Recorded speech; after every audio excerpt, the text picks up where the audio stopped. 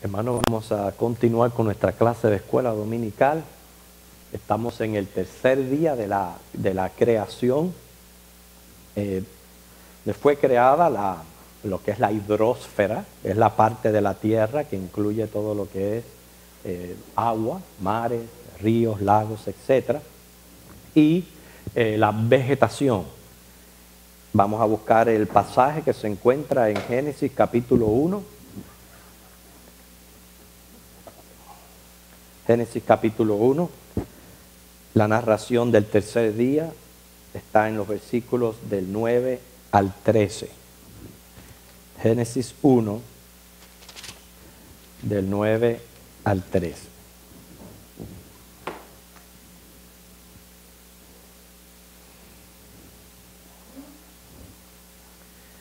Ustedes me van a seguir con la vista en lo que yo le doy lectura. Dijo también Dios: júntense las aguas que están debajo de los cielos en un lugar, y descúbrase lo seco. Y fue así. Y llamó Dios a lo seco tierra, y a la reunión de las aguas llamó mares. Y vio Dios que era bueno. Después dijo Dios: produzca la tierra hierba verde, hierba que dé semilla, árbol de fruto que dé fruto según su género, que su semilla esté en él sobre la tierra. Y fue así. Produjo pues la tierra hierba verde, hierba que da semilla según su naturaleza, y árbol que da fruto, cuya semilla está en él según su género, y vio Dios que era bueno. En nuestra clase pasada estuvimos viendo lo que fue más o menos el planeta Tierra, estudiando un poquito acerca de su creación, de su formación. Hoy vamos a enfocarnos en esta otra parte del tercer día que habla ahí de los mares, donde dice que a la orden de Dios se juntaron las aguas que estaban debajo del cielo y se descubrió entonces lo que es la parte seca. Y llamó Dios a lo seco tierra y a la reunión de las aguas mares. O sea, cuando hablamos aquí de aguas nos referimos a océanos, mares, ríos, lagos, riachuelos, manantiales. ¿Usted sabe la diferencia entre océanos y mares? ¿No? Bueno, hoy vamos a ver qué diferencia hay entre océanos y mares. Cuando estábamos hablando del planeta Tierra, mencionamos que el 71% del planeta está compuesto de agua y que este gran porcentaje, el 97% del mismo, es agua salada y el 3% agua dulce. O sea, el planeta tuviera el potencial de ser todo hidrósfera. Cuando decimos hidrósfera nos referimos a la parte que es agua, y litósfera es la parte que es ya lo seco, la tierra seca. El planeta tuviera el potencial de ser completamente hidrósfero. O sea que tenemos esa amenaza sobre nosotros, pero sin embargo sabemos que no puede ser así, porque la misma palabra de Dios dice que Dios le pone límites al mar. Eso lo dice Job 26:10. Esa es lo interesante de este versículo, y por eso es la aclaración, que Dios le pone límites al mar. Si no fuera por el límite que Dios le pone al mar, repito, tuviéramos el potencial de ser todo hidrósfera, inclusive hasta con casi 2 kilómetros de espesor. Ahora, eso lo corrobora también otros pasajes bíblicos que yo quiero que ustedes me ayuden a encontrar. Job 38, versículos del 8 al 11. Quiero que el primero que lo tenga lo lea. Job 38, del 8 al 11.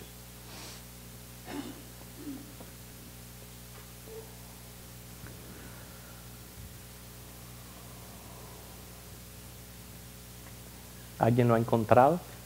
Job 38.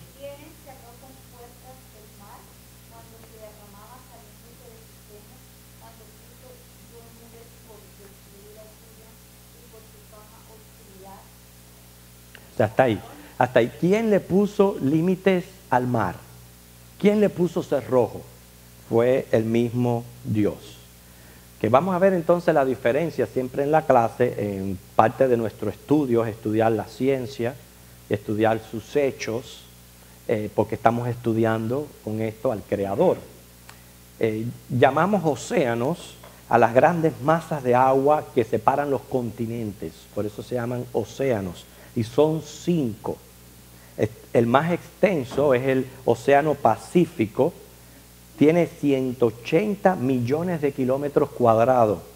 Es más, el Océano Pacífico supera en extensión a todos los continentes juntos.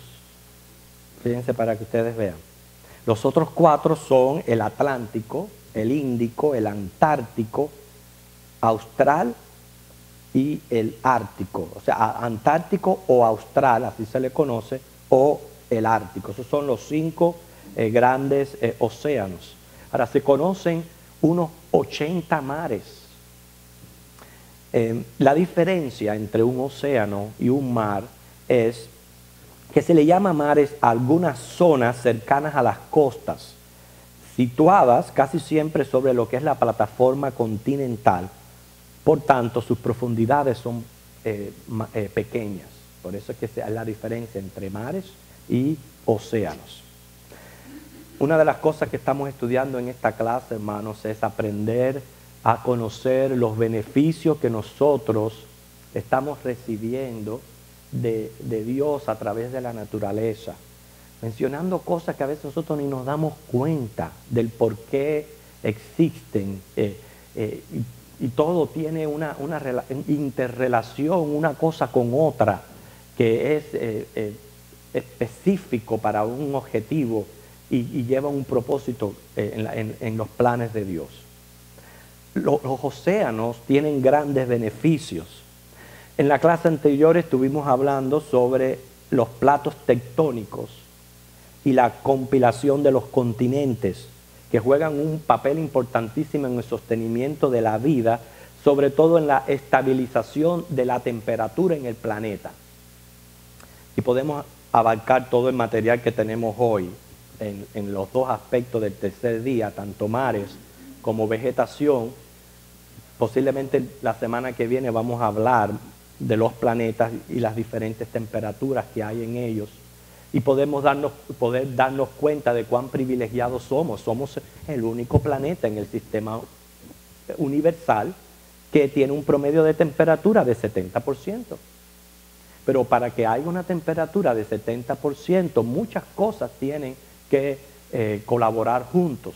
Y unas son estos platos tectónicos, que el único planeta que los tiene es la Tierra. Porque para poder tener estas placas tectónicas se necesitan los mares, porque los mares son los que las mantienen lubricadas. Ningún otro planeta tiene mares, solamente la Tierra. No es un hecho que corrobora Génesis 1 como acabamos de leer. Pero otro de los beneficios de los mares son las olas, las mareas, las corrientes costeras. Porque, vamos a ver el beneficio, pero las olas son formadas por los vientos que barren la superficie de las aguas y mueven el agua en cilindro. Pero cuando llegan a la costa, el cilindro roza en la parte baja con el fondo, inician una rodadura que acaba desequilibrando la masa de agua, produciendo la rotura de la ola. Pero todo esto es importantísimo, estos movimientos que hay en el mar, porque la energía liberada por las olas en el choque continuo con la costa tienen una gran importancia. Erosionan y transportan los materiales costeros hasta dejarlos sedimentados en las zonas más protegidas. Por eso dice, el mar lo limpia todo. Todo el mar lo limpia.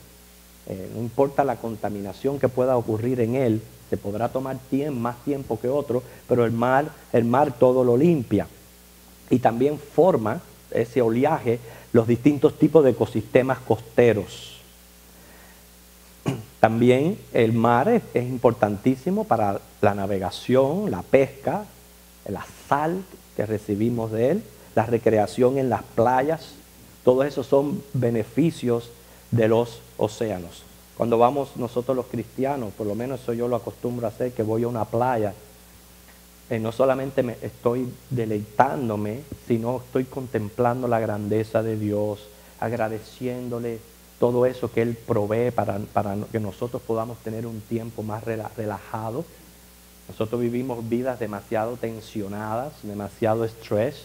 Un día en la playa es bien saludable, el salitre del mar para los pulmones, en fin, cuántos beneficios nosotros no tenemos de lo que es los mares. Pero siempre estamos buscándole una lección espiritual a cada uno de estos aspectos que estamos aprendiendo de la creación, y el mar no queda sin una lección espiritual.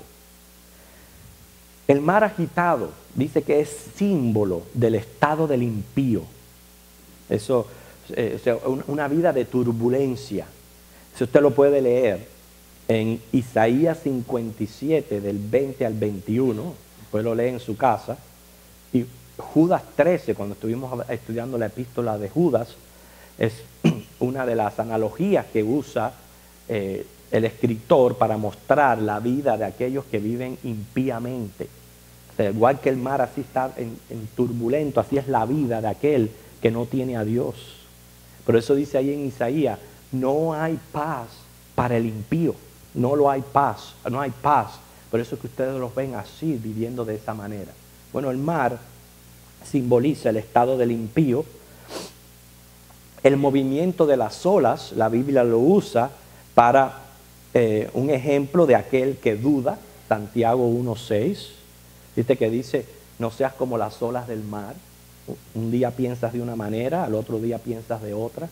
No, nosotros los cristianos tenemos que ser personas de convicción, personas firmes en lo que queremos, en lo que creemos, en todo tenemos que ser firmes. Y por eso Dios usa ese vaivén de las olas del mar para mostrar la mente de aquel que duda. Pero también el mar es un símbolo del estado futuro del creyente cuando lo presenta como si fuera un vidrio como el cristal. Apocalipsis 4:6. Esa mención del mar como de vidrio, como cristal, da la idea de cuando tú llegas por lo menos yo recuerdo allá en Cuba cuando llegábamos a las playas y estaba bien serena el agua, que tú podías ver el fondo y casi no había ningún movimiento y el mar estaba bien clarito y bien limpio. ¿Y qué era lo que te decía? Hay paz, hay tranquilidad. Entonces esa es la idea, por eso se usa en Apocalipsis 4:6, el símbolo del mar de vidrio representa nuestro estado futuro por la eternidad, que vamos a vivir vidas en paz, pacíficas. Y esa es nuestra esperanza cuando Cristo venga, ¿verdad? Salir de este mundo turbulento y poder ya disfrutar de una vida en paz. Así que esas son las lecciones espirituales que tenemos de lo que son las aguas debajo de los cielos que Dios formó. Ahora estuvimos leyendo la segunda parte de lo que Dios hizo en este tercer día, donde dijo Dios, produzca la tierra hierba verde, hierba que dé semilla, árbol de fruto, que dé fruto según su género, que su semilla esté en él, sobre la tierra. Fue así. Corrobora los hechos físicos, lo que nosotros podemos ver, lo que está planteando aquí Moisés en esta porción bíblica. Vamos a hacernos varias preguntas, vamos a hacerle preguntas al texto y nosotros mismos corroborar de que en efectivo así es. ¿Da la hierba semilla? Créalo que sí. Hay unas florecitas que yo me atreví a sembrar en mi casa. Le digo que me atreví porque lucían bien bonitas al principio, pero como la semilla estaba en ella, yo no sé si es el viento, me imagino que es el viento, las aves, se encargan de que esas hierbitas tan bonitas hoy día para mí sean un tremendo problema. Porque ahora salen en todas partes, en lugares que yo no quiero que salgan, Y cuando viene a ver, ya están ya fuera de control, porque la semilla está en la misma hierba. Quiere decir, cuando habla de hierba aquí, hay que ver que se está refiriendo a toda la vegetación en como un conjunto, todo lo que es el reino vegetal. Y nosotros sabemos que así es. Vamos a preguntarle a la naturaleza, ¿da el árbol fruto según su género? ¿Sí? ¿Alguna vez usted ha comido un mango con sabor a aguacate? ¿Verdad que no? Según su género, ¿ok? Sí existen los injertos, y de los injertos quizás se pudiera sacar un producto nuevo, pero tiene que estar dentro del mismo género. No puede ser de otro género. O sea que la misma ciencia corrobora lo que está hablando aquí Génesis. ¿Está la semilla en él? Claro que sí. Entonces podemos saber de que lo que la palabra del Señor dice aquí es cierto. Pero vamos a aprender muchísimo sobre el reino vegetal y de las plantas. Son organismos vivos, pero hermanos, son inconscientes. Repito una cosa que yo dije en esta clase. No esté creyendo eso que le dicen que si usted le habla a las plantas responden y se avivan, etcétera, etcétera, etcétera. Las plantas no tienen conciencia. Las plantas no tienen una mente como la tenemos nosotros. Se considera organismo vivo, ¿por qué? Porque todo lo que se limpia, crece y se desarrolla es un organismo vivo. Además, necesitan agua, luz, oxígeno, nitrógeno, carbono, azufre, fósforo, magnesio, potasio, hierro, calcio.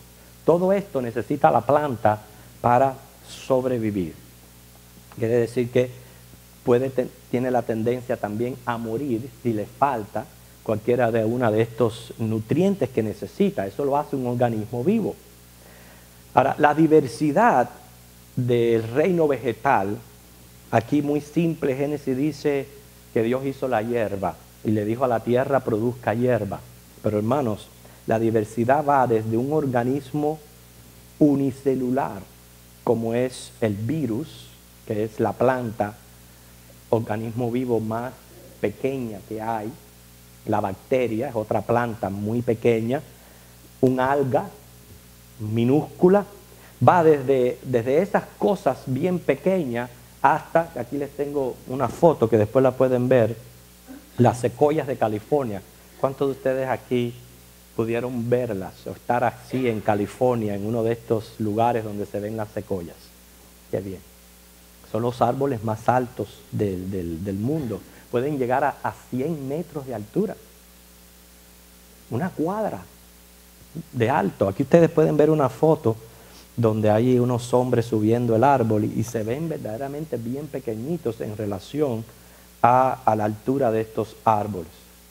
Las plantas se agrupan en sí en 4 categorías o grupos. Hay mucha diversidad, pero se agrupan en 4 categorías. La primera categoría son algas, líquenes, hongos, bacterias y virus. La segunda son musgos o hepáticas. 3, helechos, licopodios, equisetos. Y 4, plantas de semilla, o sea, plantas florales. Entonces, esas son las 4 categorías principales del reino vegetal. Existen en la actualidad más de 300.000 especies de plantas. Más de 300.000. Y quiero decirle que muchas de lo que fue la vegetación original desapareció cuando el diluvio. Les he dicho en otras ocasiones, inicialmente el hombre era vegetariano, tanto el hombre como los animales. No había lucha por la sobrevivencia, porque todos eran vegetarianos. Pero sabemos que el instinto del animal es simplemente matar para comer. Y por eso que la vida era más larga, era más saludable. Ahora, después del diluvio, debido a que la tierra perdió muchos de sus nutrientes y de las especies de los vegetales, fue que que Dios ya mandó al hombre a que comiera todo lo que tuviera delante. Eso usted lo puede leer en Génesis 9, del 1 al 3, que es cuando le dice, cómelo todo, lo único que no puedes comer es la sangre dentro del animal, pero ahí lo tienes todo para comer. Porque el Dios mandó al hombre que se volviera carnívoro, inmediatamente que se vuelve carnívoro, y tanto el hombre como los animales, ahí ya comienza la lucha por la sobrevivencia, equivalente a la extinción de muchos animales. Así que, pero en la actualidad se sabe que por lo menos hay 300.000 especies de plantas. Por ejemplo, se conocen 25.000 algas, 40.000 hongos, 20.000 musgos, 10.000 helechos, 5.000 de semillas, 250.000 florales. Solamente en las rosas se dice que hay 17.000 diferentes tipos de rosas. Fíjense para que ustedes vean, tremendo. Ahora, me llamó la atención de todo esto las bacterias. Les digo esto porque nosotros estamos mencionando en la clase, ¿no?, evidencias de un creador, evidencias de un diseñador, que nos deje, como dice, bien convencidos de que nosotros estamos adorando a un Dios vivo, un Dios todopoderoso, un Dios que Él manifiesta las cosas precisamente para nuestro asombro. Las bacterias son organismos unicelulares, carecen de clorofila, y se conocen 3 tipos de bacterias: en forma de bastón, redondos o espirales. Aquí yo les tengo, después ustedes pueden ver algunas fotos de lo que es tipos de bacterias. Forma de bastón, en forma espiral o circular. Y las bacterias varían de tamaño desde 1/10 de milímetro a cerca de, o sea, desde 1/10 de milímetro es una de las más pequeñas, pero lo que yo le estaba hablando acerca del virus, que a veces no se puede ver ni tan siquiera con los microscopios, a veces escapan a la vista de los microscopios, de tan pequeños que son los virus. Estamos hablando de una cosa, es increíblemente lo pequeño, y ahí es donde yo quiero que llevar su mente. ¿Cómo puede ser que en una cosa tan extremadamente pequeña pueda haber un mecanismo, pueda haber función, puedan haber partes? Es una cosa que yo no sé, pero es inexplicable. Ahí es donde nosotros quedamos asombrados y decimos, Señor, cuán profunda es inescrutable tu grandeza. Por ejemplo, está la bacteria sulfurosa, que es la que se encuentra en el agua, en el barro. Otras viven en la superficie de la tierra, en partículas de polvo que flotan en el aire o sobre otros seres vivos. Algunas habitan en animales, en plantas, causan enfermedades, muchas causan enfermedades, pero la mayoría de las bacterias son bien útiles para nosotros los seres humanos. Inclusive se dice que necesitamos unas 16 bacterias en nuestro cuerpo. Ejemplo, pero les quiero poner un ejemplo de las que son las bacterias malas. Yo creo que yo mencioné este asunto en una de las clases que salió en una de las revistas. Está en inglés el artículo, pero yo lo traduje. Son las Pseudomonas aeruginosas. Este tipo de bacteria en particular, no quiero tomar mucho tiempo con ella porque yo creo que ya yo lo mencioné en la clase, son las que atacan en ejército. Por ejemplo, llega una de estas bacterias al lugar donde quiere atacar y ella no se lanza. Ella comienza a emitir como un llamado a la guerra. Y según va emitiendo el llamado a la guerra, se van agrupando las bacterias. Y según se van agrupando las bacterias, van haciendo como un tipo de análisis de cuántas hay. Y hasta que no haya el número exacto correcto, que ya sea suficiente para poder hacer un ataque, no se lanza. O sea, a través del contacto con la membrana de esa bacteria, se van transmitiendo el tipo de carácter con que tienen que atacar. Noten eso.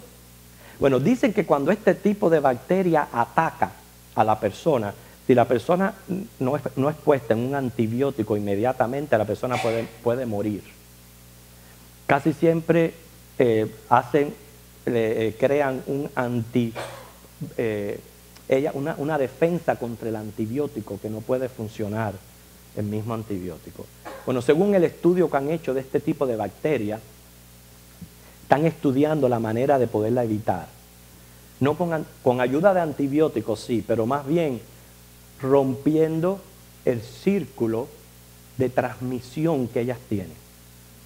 O sea, al romper, al evitar que se puedan comunicar, entonces pueden curar a la persona.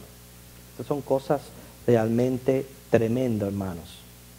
Pero hoy yo quería hacer énfasis en algo que para mí, cada vez que me impresiona más y me impresiona más según lo que uno va estudiando, dentro de la bacteria, hablar del flagelo bacteriano. ¿Cuántos de ustedes habían escuchado hablar del flagelo bacteriano? Hermana Cecilia. El flagelo bacteriano aquí hay una lámina de una bacteria, de sus componentes en su interior, es este látigo que le sale aquí afuera. Ese es el flagellum bacteriano. ¿Sí? Yo les voy a hablar de eso, para que ustedes vean. Ahora recuerden, esto está ocurriendo dentro de uno de los organismos más pequeños que existen en la vida. ¿Okay? Se dice que ese flagellum es el motor más eficiente del mundo. Es la maquinaria biológica más fascinante que existe, que es la que propulsa o lanza una célula. En el 1973 fue descubierto que el flagelo funciona como un propulsor rotatorio. Este solo lo tienen las bacterias, no lo tiene ningún otro tipo de especie. Y es extremadamente eficiente. Dice que se asemeja al motor de un barco, solo que el flagellum es aún más complejo. O sea, es largo, se asemeja al látigo y está compuesto de una proteína llamada flagellin. Dice que esta proteína es atada a una flecha que es manejada por una proteína tipo gancho o garfio que permite que el propulsor rote libremente. O sea, unas cuantas proteínas actúan como material que permite a la flecha penetrar la pared de la bacteria, engancharse al motor rotatorio. Ahora, ¿de dónde viene toda esta energía? ¿De dónde saca la bacteria esta energía? Bueno, otros sistemas biológicos que generan movimiento, como es el sistema muscular, usan energía que está almacenada en lo que se conoce como molécula contenedora. Pero el flagelo usa otro sistema. Usa una energía generada por un fluido de ácidos que recorren la membrana de la bacteria. Y este proceso está bajo investigación científica. Yo quise más o menos dibujarles un poco de cómo luce este motor que mueve este flagelo. Es algo así, son diferentes partes. ¿Okay? La idea de aquí es, si es algo que está compuesto por partes, eso está señalando aquí un diseñador inteligente. Porque ninguna maquinaria se ensambla a sí misma. Y si nosotros vemos al evolucionismo, donde nos dicen que todo es un proceso de selección natural, ¿cómo se puso esto junto para que funcione de la manera que funciona? ¿Usted está comprendiendo lo chiquito que es esto?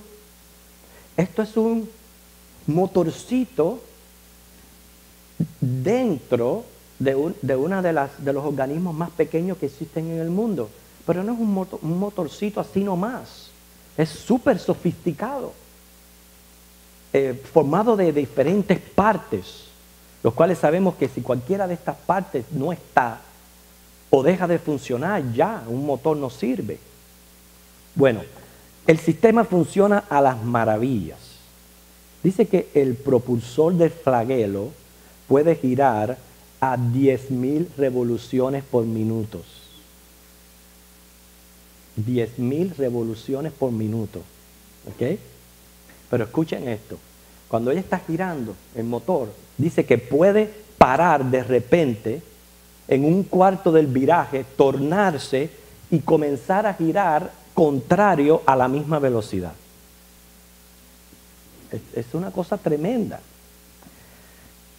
El flagelo mide 2 micros. Es lo que mide el flagelo. Un micro, para que ustedes se den cuenta, es una parte de 20.000 de una pulgada. Imaginen una pulgada. Una de 20.000 partes es el tamaño de este flagelo. Por eso se dice, dos, porque mide 2 micros.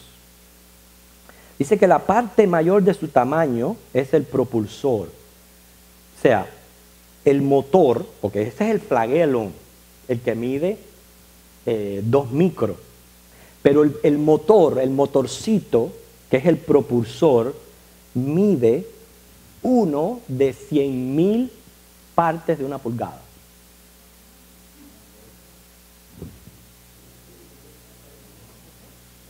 Que como que si la misma bacteria casi no se ve. Estamos hablando del motor que mueve este flagelo y de la manera en que funciona. Y que eso tan extremadamente tan pequeño está compuesto de partes que más o menos parecen así. Es una cosa tremenda, hermanos. Por ejemplo, que yo les pregunto, ¿qué pasaría si nadie manejara el motor de un barco?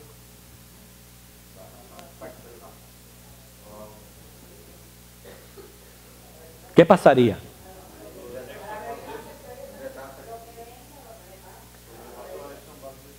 Nada, hermano, yo no les estoy diciendo que el motor está arrancado.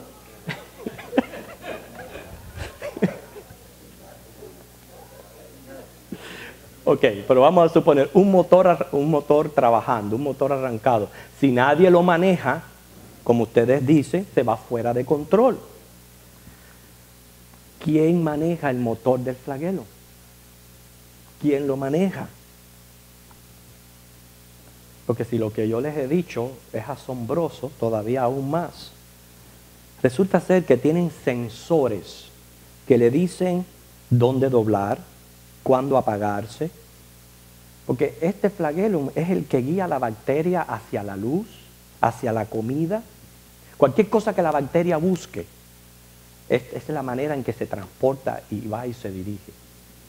O sea, estudios han demostrado que para crear un flagelo que funcione se necesitan hasta 35 proteínas. No se ha descrito toda la complejidad porque no se sabe el rol que tienen estas proteínas, pero mínimo se necesitan 3 partes en este motor: un impeller, un rotor y un motor. Y todas están compuestas de varias proteínas. Lo único que podemos decir es que solo el poder y la inteligencia divina puede crear sistemas tan complejos, pero estamos hablando en medidas que sobrepasan nuestro entendimiento. Solamente Dios. Precisamente la grandeza de Dios se puede apreciar aún más en estas cosas tan pequeñas que en las cosas grandes. Yo les tenía aquí varias, o sea, como habíamos dicho que el reino vegetal está dividido en 6 grupos mayormente.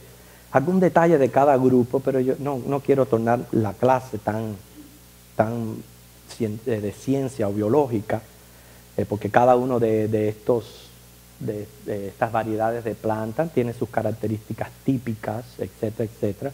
Pero yo pensé que de todos nos interesaría mucho saber sobre todo lo de la bacteria y de todo esto que hay dentro de una bacteria. Hermanos, yo les tengo aquí, por ejemplo, algunas otras plantas exóticas que existen. En estas láminas podemos ver plantas que le dicen plantas de cristal. Después ustedes las pueden ver acá, inclusive fotos acá. Plantas que son carnívoras, o sea, que comen insectos. O sea, es increíble la cantidad de variedad que hay, lo que es plantas exóticas. Pero, ¿para qué Dios creó las plantas? ¿Por qué las creó? Recuerden que estamos hablando de cómo el Señor en los primeros 3 días fue creando el perfecto ambiente para que nosotros podamos al último día vivir y ya tenerlo todo preparado. Siempre hago énfasis en esto porque nos está mostrando que mi Dios es un Dios previniente. No sé si se entienden la idea. La idea es que Él sabe cuáles son mis necesidades de antemano. Él conoce exactamente mi futuro y Él todo lo va a prevenir, Él todo lo va a preparar. Lo que pasa es que, hermano, nosotros los hombres somos los que somos muy tercos. Nosotros los hombres queremos vivir independientes del Creador. Y entonces, si un ser humano que Dios puso en él voluntad decide vivir independiente de Dios, Dios le va a seguir proporcionando necesidades básicas para su existir, pero no va a poder experimentar una relación tan cercana, tan preciosa, tan distintiva con el Creador, como si tú vienes a ser un hijo de Él y le dices: tú eres el Creador, yo soy una criatura, yo dependo de ti. Pero así fue que Él creó el mundo. Él creó preparando el terreno, preparándolo todo para cuando viniera el Rey de la creación, me refiero al hombre, tuviera todo lo necesario para que él pudiera vivir. ¿Cuán importantes son las plantas?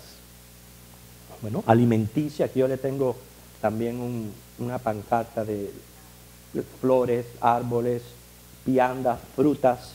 Las plantas son alimenticias, medicinales, son reguladoras de oxígeno. Ustedes saben que existe un proceso, una fotosíntesis, que es el proceso de como las plantas regulan la luz solar. No solamente reciben las plantas la energía y se alimentan ellas mismas, sino también sirven para proporcionar el oxígeno, porque las plantas usan el gas dióxido de carbono del aire, el agua y la tierra, y la transforma en oxígeno, y por eso es que se le llama este proceso fotosíntesis, y es sumamente importante. Los árboles son importantísimos para la tierra. Los hombres los estamos cortando, los estamos eliminando, y yo no estoy aquí para promover la defensa o la salvación del sistema, del ecosistema de la tierra, pero no es menos cierto que si usted corta y corta y corta árboles y no siembra, pues por eso es que tenemos el calor que tenemos, etcétera, por la importancia que tienen los árboles. Precisamente las selvas del Brasil le dicen el pulmón de la tierra, es por la vegetación tan densa que existe allí. Pero hermanos, somos adoradores.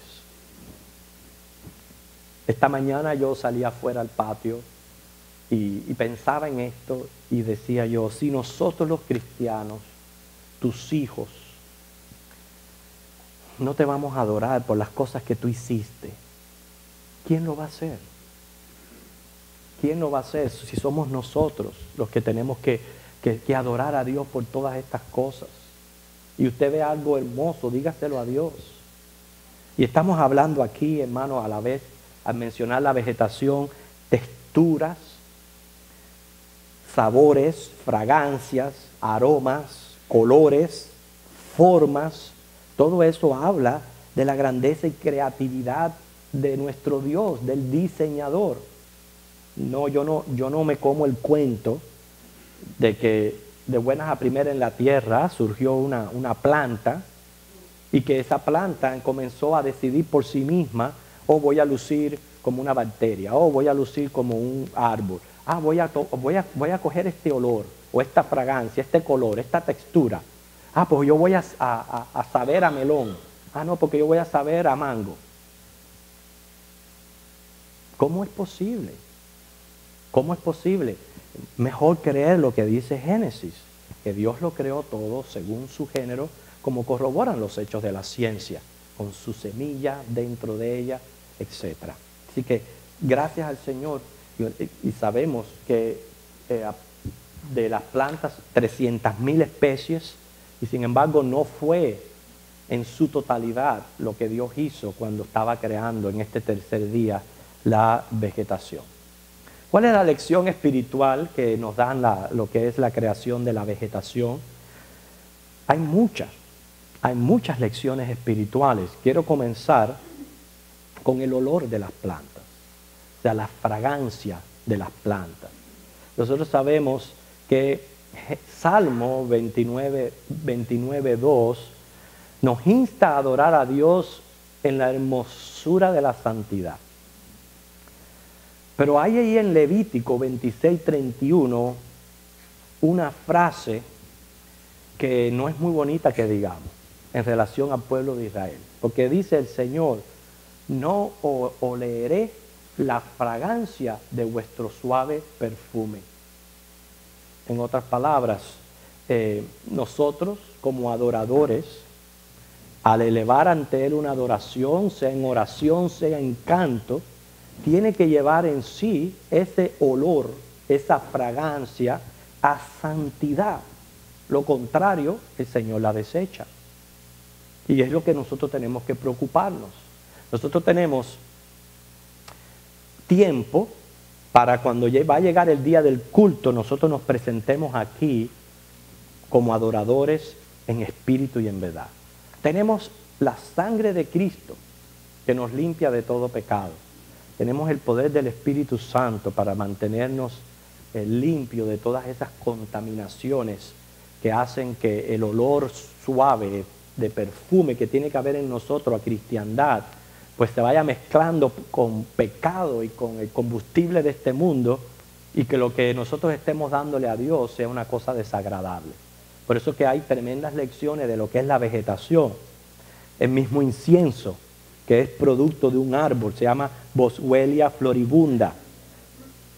Este árbol crece en la India, en la costa de Somalia y el sur de Arabia, y la resina de este árbol perfumada es de color blanco, es una goma resinosa que se presenta en forma de lágrima de 2 centímetros. Al secarse y quemarse, difunde un olor balsámico. Y sabemos que el incienso es uno de los elementos, era uno de los elementos más importantes del culto del Antiguo Testamento, porque es símbolo de la oración.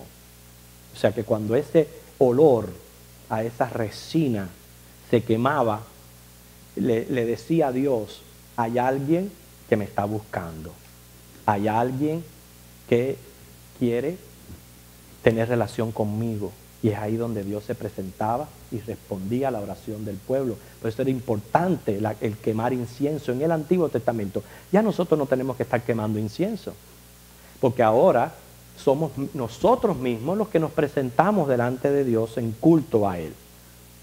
La mirra, que fue usada también, no solamente lo regalaron los Reyes Magos, sino se usaba para perfumar lechos y vestimentas, es un producto de un árbol, etc. Ahora, hay otras lecciones espirituales. El fruto de un árbol se usa como símbolo de una conversión genuina. Las hojas de los árboles se usan para mostrar actividades religiosas. ¿Se recuerdan cuando Jesús llegó a la higuera y se encontró que tenía llena de hojas pero no había fruto? Algo que era inconsecuente con la naturaleza, porque si tenía hoja era para que ya tuviera fruto. Y Jesús la maldijo y la castigó y se quemó. Y estaba representando las actividades exteriores religiosas de un pueblo que estaba muy preocupado por sus ritos y costumbres y tradiciones, pero su corazón lejos de Dios. Entonces, la vida de nosotros puede llenarse de hojas, de muchas actividades religiosas, pero no frutos. Se noten cuántas lecciones espirituales pueden sacarse del reino vegetal. Están los árboles perennes y los árboles caducos. Ustedes saben que los árboles perennes, los árboles se clasifican en dos tipos, perennes y caducos. Los perennes son los que mantienen las hojas durante todo el año. Los caducos son los que experimentan esa transformación otoñal, donde pierden todas las hojas, tienen apariencia que han muerto, pero en la primavera vuelven de nuevo a surgir.